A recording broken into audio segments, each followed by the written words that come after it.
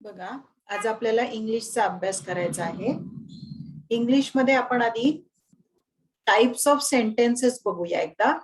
आणि या types of sentences नंतर आपल्याला शिकायचं आहे how to turn the commands और ऑर्डर्स और orders in negative sentences. How to turn the command और ऑर्डर्स इन निगेटिव्ह सेंटेन्सेस. पण त्याआधी आपण एकदा टाइप्स ऑफ सेंटेन्सेस कोणते कोणते प्रकार आहेत वाक्यांचे ते बघूया. टाइप्स ऑफ सेंटेन्सेस त्यातलं पहिलं आहे स्टेटमेंट्स. पहिलं आहे स्टेटमेंट्स. स्टेटमेंट्स म्हणजे विधान वाक्य, म्हणजे साधं सरळ sentence. Statements means a simple sentence. Second type आहे क्वेश्चन्स. क्वेश्चन्सलाच मराठीत काय म्हणतात? प्रश्नार्थक वाक्य. या प्रश्नार्थक वाक्यांचं पण निगेटिव्ह सेंटेन्स मध्ये कसं रूपांतर करायचं? How to turn the questions into negative sentences, negative form. We are going to learn this. Next is third type is commands और ऑर्डर्स. कमांड्स आणि ऑर्डर्स म्हणजेच काय? तर आज्ञार्थी वाक्ये. आज्ञार्थी वाक्यांचं how to turn the commands और ऑर्डर्स इनटू निगेटिव्ह सेंटेन्सेस. आणि फोर्थ आहे एक्सक्लेमेशन्स. एक्सक्लेमेशन्स म्हणजेच उद्गारवाचक वाक्य. या उद्गारवाचक वाक्यांचं निगेटिव्ह फॉर्म मध्ये कसं टर्न करायचं हे सगळं आपण शिकणार आहोत. ठीक आहे. आता सगळ्यात पहिले आपण कमांड्स आणि ऑर्डर्स म्हणजेच आज्ञार्थी वाक्य, ज्या आज्ञा दिल्या जातात, ज्या ऑर्डर्स दिल्या जातात, त्याचं निगेटिव्ह फॉर्म मध्ये कसं करायचं ते आधी आपण शिकूया.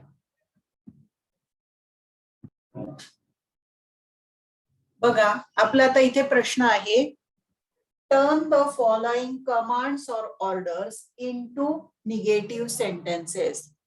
Turn the following. टर्न म्हणजे बदला. Turn the following. फॉलोइंग म्हणजे खालचे वाक्य.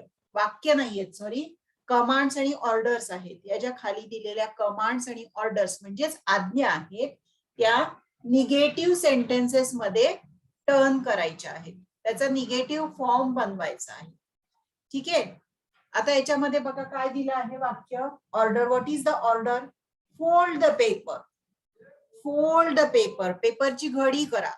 Fold the paper in half again. त्याची अर्धी घडी करायची. Fold the paper in half again. आता याचं नकारार्थी बनवायचंय, निगेटिव्ह बनवायचंय. म्हणजे आपण काय वापरतो मोस्टली निगेटिव्ह बनवताना? आपण नो, नॉट, नेव्हर साधारणतः असे शब्द वापरतो. इथे कोणत्या प्रकारचे शब्द असतात? नो, नॉट, नेव्हर अशा प्रकारचे शब्द आपण वापरत असतो. तर आता इथे बघा fold the paper in half again ही जी ऑर्डर आहे किंवा कमांड आहे याचा निगेटिव्ह फॉर्म करताना आपण हा जो वर्ब असतो फोल्ड त्याच्या आधी वापरणार आहे do not fold. Do not fold the paper in half again. काय होणार आहे ते वाक्य? Do not fold the paper in half again.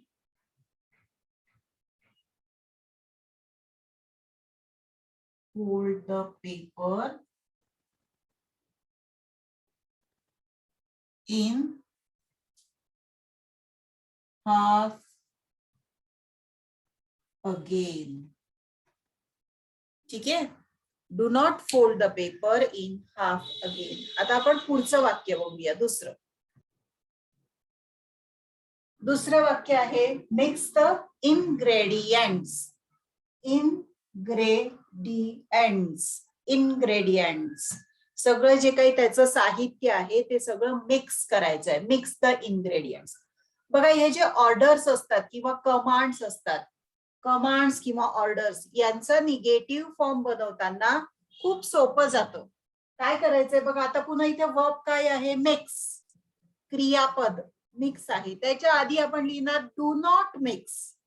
Do not mix the ingredients. बघा do not mix the ingredients. ठीक आहे, हे दुसरं झालं. आता आपण तिसरं वाक्य बघूया. बघा, तिसरं वाक्य आहे wash the guava. Guava Peru. Wash the guava. Wash म्हणजे काय? धुणे. आता हे जे क्रियापद आहे याच्या आधी आपण लिहिणार आहे do not wash the guava. Do not wash the guava. ठीक आहे. आता चौथं वाक्य बघू. चौथं वाक्य आहे grind them in a mixer. Grind them. Grind म्हणजे बारीक करा, एकदम बारीक बनवायचंय, छोटं छोटं छोटं छोटं बारीक बनवायचंय. Grind them in a mixer. Mixer मध्ये ते बारीक बनवायचं आहे. मग आता याचा निगेटिव्ह फॉर्म करताना पुन्हा आपण काय करणार आहे, जो वर्ब आहे त्या वर्बच्या आधी आपण टाकणार आहे do not grind. Grind, do not grind. Wash, do not wash. Mix, do not mix. Fold, do not fold. हे सोप्या सोप्या गोष्टी एवढ्या लक्षात ठेवायच्या, म्हणजे जे काही वाक्य आहेत त्याचं आपल्याला निगेटिव्ह फॉर्म करणं सोपं जातं. आता इथे बघा, do not grind them in a mixer. ठीक आहे. या प्रकारे आपण आता commands, how to turn the commands और ऑर्डर्स इनटू निगेटिव्ह फॉर्म, हे आपण आता बघितलं. आता अजून त्याच्या पुढचा थोडासा प्रकार बघूया. बघा, आपला पुढचा पॅटर्न आहे turn the following negative statements. Turn the following negative statements into positive, means affirmative sentences. Now they have given us the negative sentences. They have given the negative sentences and asked us to turn it into positive or affirmative sentences. Okay, म्हणजे त्यांनी आता आपल्याला negative sentence दिलेला आहे आणि त्याचं आपल्याला positive sentence मध्ये टर्न करायचं आहे. Turn the following negative sentences or statements into positive, or positive लाच आपण काय म्हणतो, affirmative sentences. त्याच्यामध्ये आपल्याला टर्न करायचंय. आता वाक्य काय आहे आपलं, I do not like that music at my dinner. Okay, my dinner. Dinner म्हणजे, माय डिनर म्हणजे रात्रीच्या जेवणाच्या वेळेला. आय डू नॉट लाईक, मला नाही आवडत काय, that music. I don't like, I don't like that music at my dinner. आता याचं पॉझिटिव्ह करायचंय. आता आपण जे बघणार आहोत त्याच्यामध्ये अर्थ बदलला तरी चालणार आहे, फक्त पॉझिटिव्ह. अर्थ न बदलता कसं काय पॉझिटिव्ह करायचं ते आपण नंतर बघूया. पण आता बघूया की आपल्याला अर्थ बदलला तरी चालेल, फक्त ते सेंटेन्स पॉझिटिव्ह झालं पाहिजे. I do not like that music at my dinner. आता त्याच्या पॉझिटिव्ह करायचं असेल तर आपण कसं म्हणणार, I like that music at my dinner. सोपं आहे बघा. आपण ही टर्म काढून टाकणार आहे. I like that music at my dinner.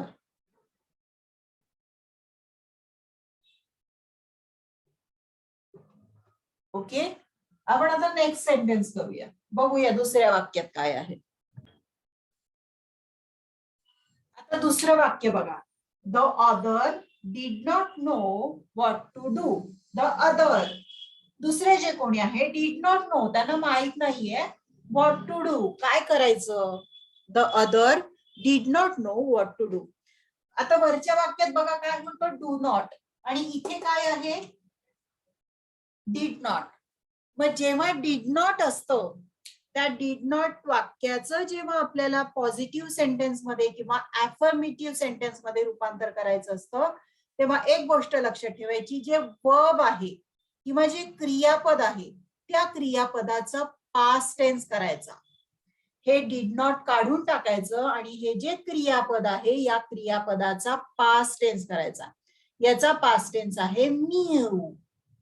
आता हे वाक्य कसं होणार आहे बघा, द अदर, हे डिड नॉट काढल्यानंतर या नोचा आपल्याला न्यू करावा लागेल, त्याचा पास्ट टेन्स लिहावा लागेल. Knew what to do. बघा लक्षात ठेवा, जेव्हा डू नॉट असतं तेव्हा हे वर्ब आपण जसंच्या तसं लिहितो, क्रियापद जसंच्या तसं लिहितो.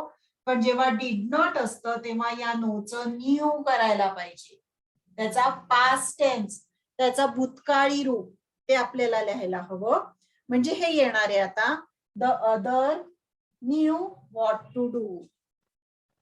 ठीक आहे. आता तिसरं वाक्य बघूया आपण. आता बघा तिसरं वाक्य आहे आपलं, travelling from China to India. Travelling म्हणजे प्रवास करणे. Travelling from China to India was not an easy task. आता इथे आपल्याला जो नकारार्थी शब्द काढायचा आहे तो आहे नॉट. मग जेव्हा नॉट आहे, डू डीड किंवा काहीच नाहीये, सरळ नॉट लिहिलेलं आहे, तेव्हा फक्त नॉट काढणार आणि ते वाक्य आपण जसंच्या तसं लिहिणार आहे. So what will be the answer? Travelling from China to India was an easy task. झालं. सोपं आहे. आता वाटतंय ना सोपं, की नकारार्थीचं होकारार्थी करणं, होकारार्थीचं नकारार्थी करणं, म्हणजे positive, turn the positive into negative or turn the negative statements into positive statements. आता आपण चौथं वाक्य बघूया. आता चौथं वाक्य आहे, it made no difference to us. आता याच्यामध्ये जे काढायचं आहे ते आहे, तो शब्द आहे आपला नो. आपल्याला याच्यातनं नो काढायचा आहे. It made a difference. No काढल्यानंतर आपल्याला त्याच्यात ए घालावा लागेल. It made a difference to us. मग आता वाक्य कसं होणार आहे? It made a difference to us. बघा प्रत्येक वेळेला नकारार्थी शब्द, जे नकारार्थी कोणतंही सेंटेन्स किंवा स्टेटमेंट नकारार्थी बनवण्यासाठी, to make a statement in or turn the statement into negative form, which word they are using, कोणता शब्द त्या वाक्यामध्ये किंवा त्या स्टेटमेंट मध्ये वापरला आहे तो लक्षात घ्यायचा आणि तो वाचून त्याचं होकारार्थी करताना कोणत्या बारीक बारीक गोष्टींकडे लक्ष द्यायचं हे लक्षात ठेवा सगळ्यांनी. त्याप्रमाणे खालचं वाक्य बदलायचं. ठीक आहे. या व्हिडिओमध्ये आपण एवढंच बघूया, मग पुढे जाऊ.